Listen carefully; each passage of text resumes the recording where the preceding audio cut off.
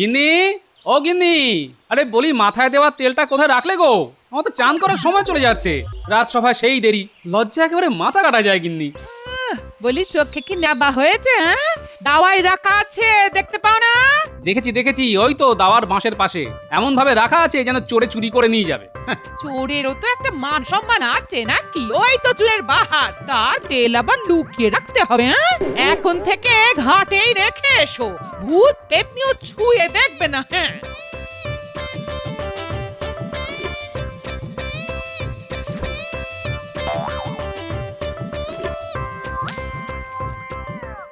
বাহ, তেলটা বেশ ভালো তো গিন্নি, বেশ চটচটে আঠা আঠা। কি দিয়ে বানালে গো গিন্নি? একই তুমি তেল ছেড়ে আঠা মাথায় মাখছো কেন? এর মাথাটা যে একেবারে গেছে গো। এই এই আঠা এখন কি করে তুলি?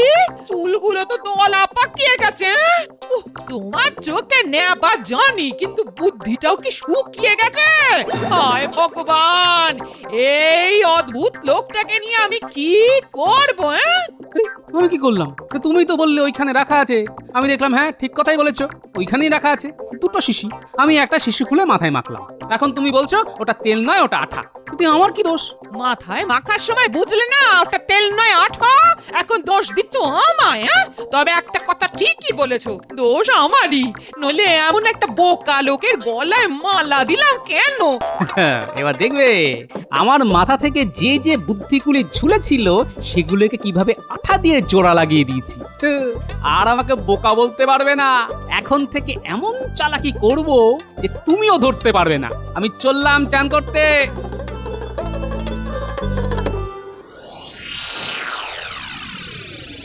মন্ত্রী, রাজা কৃষ্ণচন্দ্র সম্পর্কে তুমি যা যা জানো তা আমাকে জানাও তো।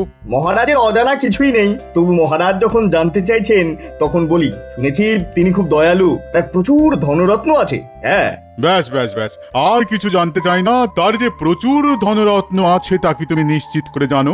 একেবারে নিশ্চিত করে জানি, যে কোনো কারণেই হোক তার হাতে প্রভূত ধন রত্নাদি গচ্ছিত আছে। তার কত পরিমাপ তা তিনি নিজেই জানেন না। মন্ত্রী, তুমি তো জানো রাজকোষের অবস্থা মোটেই ভালো নয়, প্রায় শূন্য হয়ে গেছে। এই অবস্থায় অন্য কোনো উপায়ে রাজকোষে ধনরত্ন আমায় বাড়াতে হবে। অনেক দিন ধরেই আমার ইচ্ছে কৃষ্ণনগরে সিংহাসন দখল করি, কিন্তু তা আর হয়ে উঠছে না। রাজ্য অধিকারের ঝক্কি কি কম? তার চাইতে চেষ্টা করে দেখি রাজার ধনরত্ন কিভাবে দখল করা যায়। হ্যাঁ, এটা তুমি ঠিক কথাই বলেছ। ধনরত্নগুলো হাতিয়ে নিলেই তো ব্যাস ল্যাটা চুকে গেল। হ্যাঁ, কিন্তু তা সেটা কি করে সম্ভব? তার উপায় তুমি বার করো তো দেখি। একটা উপায় মাথায় আসছে মহারাজ। মানে আমরা যদি চারজন ভিক্ষুকের ছদ্মবেশে সশস্ত্র হয়ে রাজা কৃষ্ণচন্দ্রের কাছে আশ্রয় চাই, আমি নিশ্চিত তিনি ফিরিয়ে দেবেন না। একবার আশ্রয় পেলেই আমাদের অর্ধেক কাজ শেষ হয়ে যাবে। হ্যাঁ, আমরা রাজার অতিথিশালায় থাকবো, তারপর আমাদের লুকোনো অস্ত্র বার করে একদিন পুরো রাজসভাটাকে বন্দি করে ফেলবো। তারপর রাজাকে বাধ্য করব রত্ন ঘরের রাস্তা বলে দিতে। রাজা বাধ্য হবেন, ব্যাস আমরা তার সম্পদ লুট করে দেশে ফিরে আসব। কেউ জানতেও পারবে না, বুঝতেও পারবে না। মহারাজ, রাজ্য জয় করার চাইতে অনেক সহজ সম্পদ কেড়ে নেওয়া। হ্যাঁ।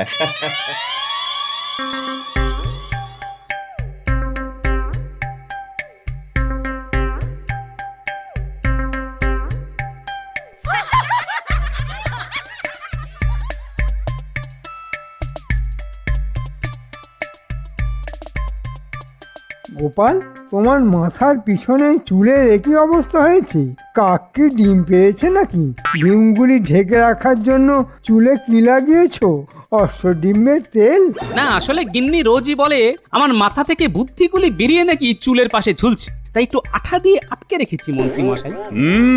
চমৎকার বুদ্ধি বার করেছো তো। তা যে বুদ্ধি দিয়ে তুমি আঠা দিয়ে মাথায় বুদ্ধি লাগিয়ে রাখো, সেই বুদ্ধিটা তখন কোথায় ছিল? সেই বুদ্ধিগুলি আমি হাতেই রাখি, তাও আঠা দিয়ে আটকে। দেখুন দেখুন, আমার হাতটা কেমন চটচট করছে। গোপালের এই বুদ্ধি আঠা দিয়ে আটকে দেওয়াটা দেখে কি এটাই প্রমাণিত হলো যে গোপালের এককালে বুদ্ধি ছিল? মন্ত্রী, বুদ্ধিমানদের বুদ্ধি আঠা দিয়ে আটকে রাখতে হয় না, ঠিক সময় মতো তা প্রকাশিত হয়। মহারাজ, যার ল্যাজ আছে সে কিছুতেই ল্যাজ লুকোতে পারবে না, আর যার ল্যাজ নেই সে আমরণ চেষ্টা করেও তার ল্যাজ বার করতে পারবে না মহারাজ। মহারাজ, গোপালের অর্ধেক কথার মানে আমি বুঝতে পারি না। আপনি আমায় বলুন না, এইমাত্র গোপাল যা বলল তাতে কি আমাকে অপমান করা হলো? না রে বাবা না, গোপাল সব সময় তোমাকে অপমান করে না, মাঝে মাঝে করে। না, ল্যাজ নিয়ে কি একটা কথা বলছিল, এটা কার ল্যাজ মহারাজ? নিজের ল্যাজ নিজেই চিনে নিন মন্ত্রী মশাই। মহারাজ, আপনাকে রানীমাও চিনতে পারবেন না। মনে হচ্ছে কতদিন খেতে পাননি। জীবনের উপর দিয়ে কত ঝড় বয়ে গেছে। আপনি যে একজন মহারাজ তা কেউ বলবেই না। হ্যাঁ, এই কথাটাই তুমি অন্য সময় বললে তোমার গর্দান আমি এক্ষুনি নিয়ে নিতাম, কিন্তু আমি সহ্য করে গেলাম, কারণ এই বেশেই আমাদের কিছুদিন থাকতে হবে। আমিও মহারাজ সেই সুযোগে আপনাকে দুটো কথা শুনিয়ে দিলাম। আসলে আমি আপনার ছদ্মবেশের প্রশংসাই করলাম, সেটা তো মেনে নেবেন। হ্যাঁ, তোমার যে এত বুদ্ধি তা তো আগে জানতাম না। ঘুরিয়ে পেঁচিয়ে কথা বলা তোমার স্বভাব নয়, পারো না, তবে তোমার সাহস আছে। রাজাকে মুখের ওপর কথা বলা আপনাকে ভিখিরি মনে হচ্ছে, সত্যি সাহসের কাজ বটে। চিন্তা করো না, সফল হয়ে ফিরে আসলে তোমার মাসোহারাটা আমি বাড়িয়ে দেব।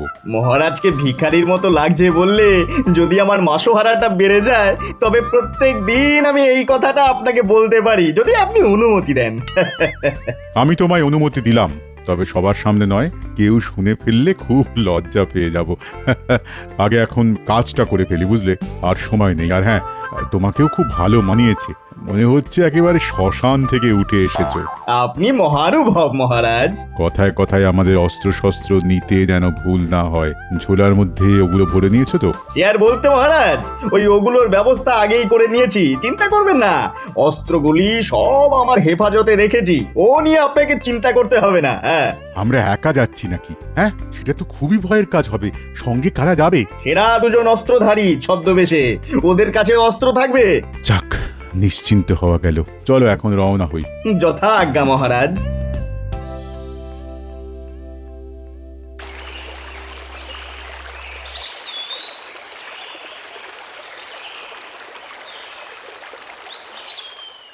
মহারাজ, গোপাল কিন্তু নিজেই স্বীকার করেছে যে ওর ল্যাজ আছে। কেন কেন কেন, তোমার নেই বলে মন খারাপ করছে নাকি? আসলে গোপালের কিছু আছে যা আমাদের নেই, তা মেনে নি কি করে মহারাজ?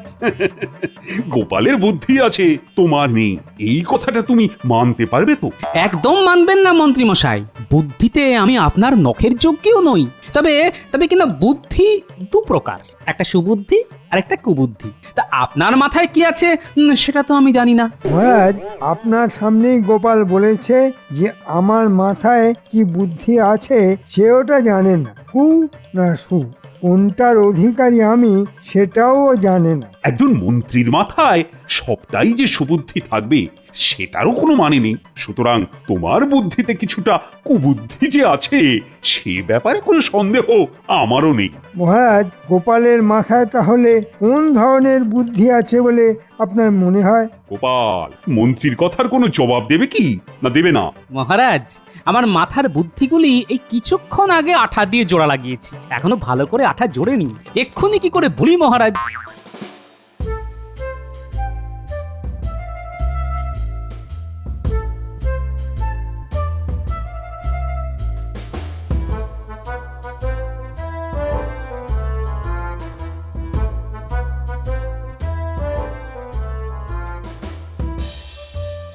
যা রাস্তা, এসব রাস্তা দিয়ে তো একদিন ঘোড়ায় চড়ে এসেছেন, আজ পায়ে হাঁটতে খুব কষ্ট হচ্ছে না মহারাজ? বাঘ সিংহ তো এই জঙ্গলে মাঝে মধ্যেই রাস্তায় বেরিয়ে আসে, তাই জিজ্ঞাসা করছিলাম। আপনি ভয় পাচ্ছেন না তো? তোমার সাহস কিন্তু দিন দিন বেড়েই যাচ্ছে। ভেবো না 1 মাসে শীত যাবে, আমি কিন্তু তোমার গর্দান নেবই। তাহলে আরেকবার আমার গর্দান নিয়ে নিন মহারাজ। বাঘ সিংহকে বন্দি করতে গেলে এমনিতেই আমার মুন্ডুটা চলে যাবে, তার চেয়ে আপনার হাতে গরদান চলে যাওয়াটা বেশ আরামের হবে। বাক্সিংহ খেলে বড্ড লাগবে মহারাজ, চিবিয়ে খাবে তো। ওদের কি আশেপাশে দেখা যাচ্ছে নাকি? আরে আমি একজন রাজা, তা কি ওরা জানে না? জিজ্ঞেস করে আসবো? তাহলে কিন্তু আমার না ফেরার আশঙ্কা রয়েছে। মানে আপনি এখানে ওই দুজন লোককে নিয়ে একা থাকতে পারবেন তো? তাহলে তোমাকে আর কষ্ট করে যেতে হবে না, আমি বিশ্রাম নিই, তুমি আমাকে পাহারা দাও। সেটাই ভালো, গরদান গেলে আমাদের সকলের যাবে। রাজবাড়ির কিছু অংশ মেরামত করতে হবে, বিশেষ করে অতিথিশালা, রান্নাঘর, এমনকি এই রাজসভা। কোনো কিছুই ঠিকঠাক নেই বলেই তো মনে হচ্ছে আমার। অতিথিশালাতে এখন কেউ নেই, কোনো অতিথি আসার সম্ভাবনাও নেই, তাই অতিথিশালা সারাবার কোনো দরকার নেই বলেই আমার মনে হয়।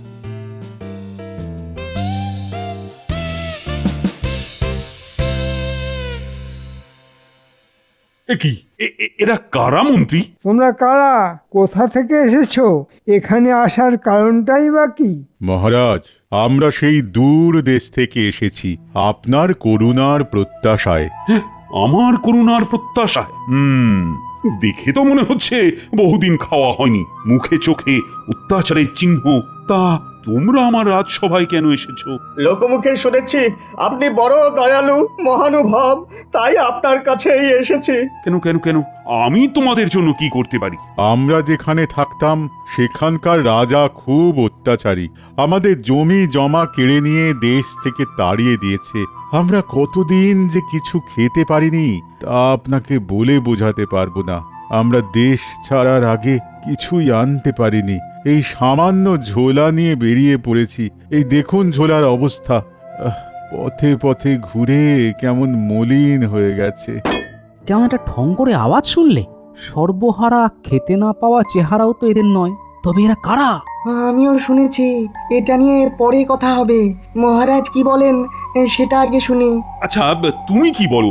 মানে এদের কি আশ্রয় দেওয়া ঠিক হবে? মানে এদের তো চিনি না, জানিও না।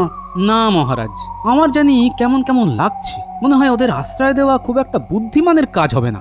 এটাই হচ্ছে গোপালের দোষ, সবাইকে সন্দেহের চোখে দেখা ঠিক নয়। আমরা দেখতেই পাচ্ছি এই লোকগুলোর কি চেহারা হয়েছে। এদের দেখে গোপালের মনে কি একটুও মায়া মমতা হচ্ছে না? বিজ্ঞানী, তুমি কি বলো?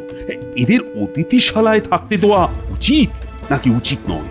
অচেনা অজানা কাউকে এই রাজবাড়ির অতিথিশালায় আশ্রয় দিলে ওই রাজার নিরাপত্তা বিঘ্নিত হতে পারে। ওই আর একজন এখানে জুটেছে। বিজ্ঞানী মশাই, এটা রাজসভা না গোপালের বাড়ির উঠোন যে সব গোপালের কথায় তোমায় সায় দিতে হবে? ঠিক আছে ঠিক আছে, এ নিয়ে তর্ক করে লাভ নেই। তবে আমি এই রাজ্যের রাজা, দরিদ্রের জন্য কিছু করা আমার কর্তব্যের মধ্যেই পড়ে। এক্ষেত্রে আমি এদের অতিথিশালায় থাকার ব্যবস্থা করছি। যতদিন না এদের কোনো কাজে লাগাতে পারি ততদিন ওরা এখানেই থাকবে।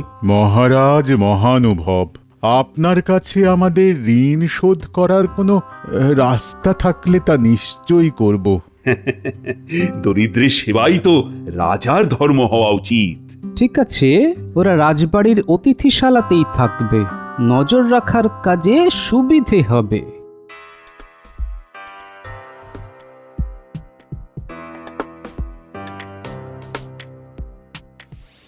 গোপাল, এই অতিথিদের ব্যাপারে আমারও সন্দেহ আছে।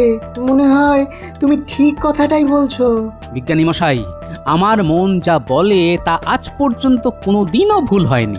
আমি ওই শব্দটা পেয়েছি বলেই সন্দেহ আরো প্রবল হলো। আসলে প্রথম থেকে আমার মনে হচ্ছিল এদের মধ্যে কোথাও যেন একটা মিথ্যে লুকিয়ে আছে। তোমার কথার সঙ্গে আমি একমত। আচ্ছা, ওই ঠং শব্দটা আসলে কিসের হতে পারে বলে তোমার মনে হয়? থালা বাটির আওয়াজ আমি জানি, গিন্নির দৌলতে। কম থালা বাটি তো আমার মাথা লক্ষ্য করে ছোড়েননি, তাই এই শব্দটা আমি চিনি। এটা অন্য কিছুর শব্দ। সেটা কি হতে পারে বলে তোমার মনে হয়? আমার মনে হয় অস্ত্র। রাজসভায় থাকি বলেই অস্ত্রের আওয়াজটাও আমার খুব চেনা। সর্বনাশ, তবে তো আমাদের সমূহ বিপদ। মহারাজ যে কোনো মুহূর্তে আক্রান্ত হতে পারেন। সেটি হবার জো নেই। আমি একটা বুদ্ধি বার করেছি, কিন্তু দেওয়ালেরও কান আছে। আপনি বরং আমার কাছে আসুন, কানে কানে বলি। এই একদম তোমার মুখের কাছে কান নিয়ে গেলাম, এবার ফিসফিস করে বলো।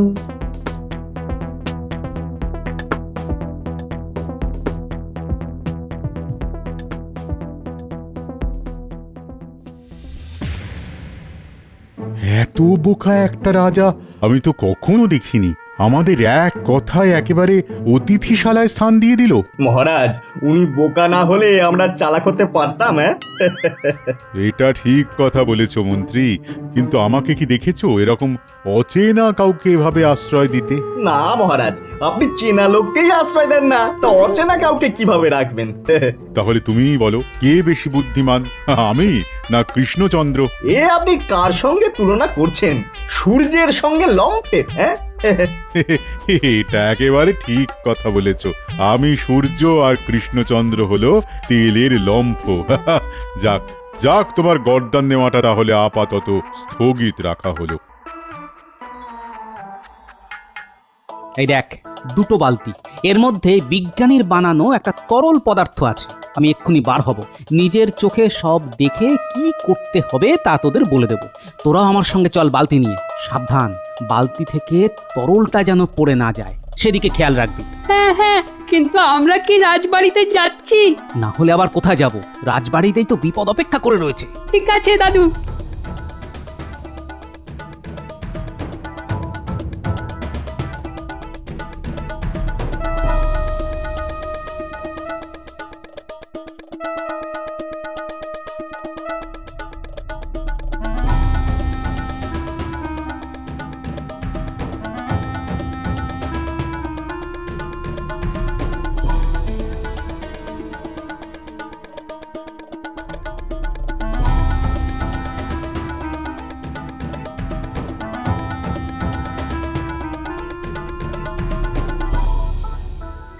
মহারাজ, এটাই সময়। প্রহরীরা সব ঘুমিয়ে পড়েছে। রাজা কৃষ্ণচন্দ্র নিশ্চয়ই শোবার ঘরে চলে গেছেন। রাজাকে বন্দি করার এটাই উপযুক্ত সময়। তাহলে আমাদের অস্ত্র শস্ত্র সব ঠিক আছে কিনা একবার পরীক্ষা করে নাও তো মন্ত্রী। রক্ষীদেরও তাই করতে বলো। তোরা এই তরল পদার্থটা ফেলে দিসনি তো? না না দাদু, এক ফোঁটাও মাটিতে ফেলিনি। এখন বললো কোন দিকে যাব? ওই ওই ওই অতিথিশালার দিকে। তোরা চিনবি না, আমার সঙ্গে চল।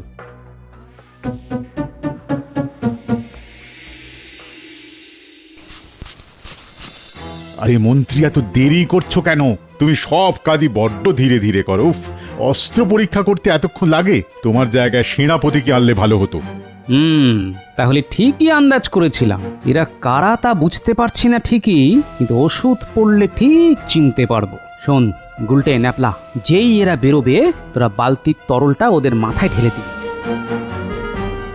আরে তোমার অস্ত্র পরীক্ষা হলো, এবার চলো রাজাকে বন্দি করে ফেলি। হ্যাঁ, আমার পরীক্ষা হয়ে গেছে। এবার চলুন আমরা ওই দরজা সাবধানে খুলে বাইরে গিয়ে দাঁড়াই।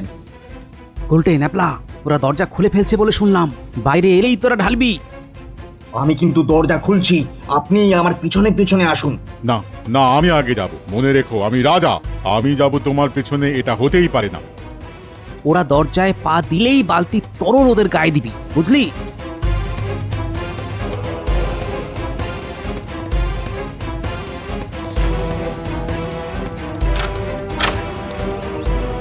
এই আমি দরজার বাইরে পা রাখলাম, তুমি আমার ঠিক পেছনে দাঁড়াও।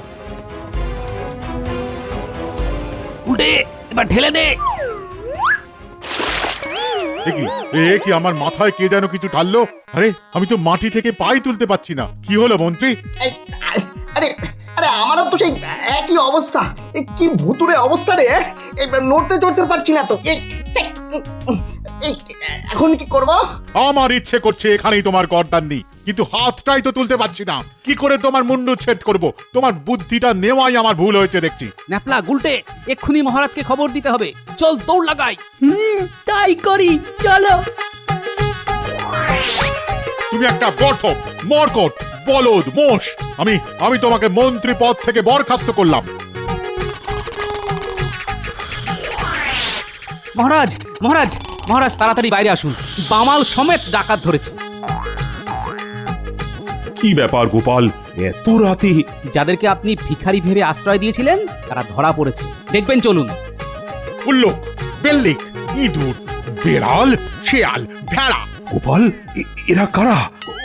ওরা কি চাইছে? আপনাকে বন্দি করে রাজকোষ শূন্য করে নিয়ে যেত। কিন্তু আমি তো ওদের চিনতেই পারছি না। সেই ব্যবস্থা করছি। আগে সবাইকে ডাকুন আর 2 বালতি জল আনতে বলুন। এই কে কোথায় আছিস? পাহারা দেবার নাম করে নাক ডাকিয়ে ঘুমোচ্ছিস? 2 বালতি জল নিয়ে আয় তাড়াতাড়ি। মহারাজ, মহারাজ আমাকে দেখলেই আপনি চিনতে পারবেন। এই পোড়ার মুখ আর দেখাতে চাই না। এই মন্ত্রীর পরামর্শেই একজন রাজা হয়ে আপনার ধন লুট করতে এসেছিলাম ভিখারির ছদ্মবেশে। আমাকে ক্ষমা করে দিন। মহারাজ চিনতে পারছেন? দেখুন কাদের আপনি আশ্রয় দিয়েছিলেন। কি আপনি তো খাম্বাজ রাজ আর সঙ্গে খাম্বাজ মন্ত্রী। আপনারা নিজে এসেছেন আমাকে বন্দি করে আমার ধনরত্ন লুট করতে। এবারের মতো আমাদের ক্ষমা করে দিন। আমার মন্ত্রীকে আমি বরখাস্ত করে দিয়েছি, এবার আমাকে যেতে দিন। যাবেন তো বটেই, তবে নিজের রাজ্যে নয়, কারাগারে। আয় এই 2 দুষ্কৃতীকে কারাগারে নিয়ে যা, বিচার হবে পরে। আর গোপাল, তোমাকে আর কত ধন্যবাদ দেব। আর পুরস্কার কাল আমার রত্ন ভাণ্ডার থেকে যত খুশি রত্ন নিয়ে যাও। আমি রত্ন নিয়ে কি করব মহারাজ? আপনি বরং বিজ্ঞানী মশাইকে মাসোহারাটা বাড়িয়ে দেবেন। বিজ্ঞানী না থাকলে এই কাজটা করা সহজ হতো না মহারাজ। আর আমার খুদে বাহিনীকে খেলনা কিনে দেবেন, সেটাই আমাকে দেওয়া হবে। গাধা চড়ুই, তোমাকে আজ মেরেই ফেলবো। একটা যদি খাড়া পেতাম এখানেই তোমাকে বলি দিয়ে দিতাম। ওরে বাবা, আপনি আমাকে পেটাচ্ছেন ঠিক আছে ওরে বাবা, কিন্তু মনে রাখবেন গর্দান শুধু আমার একা যাবে না, আপনারও যাবে। কিন্তু না, লাগছে তো, ও মরা ছেড়ে দিন না। ওরে বাবা, লাগছে। ওরে বাবা রে। আগে তোর মুন্ডুচ্ছেদ করবো, তারপর মহারাজ আমার গর্দান নেবে, বুঝেছিস? হ্যাঁ, আয় আয় আয়, আমি তোকে বলি দেবো, আয়।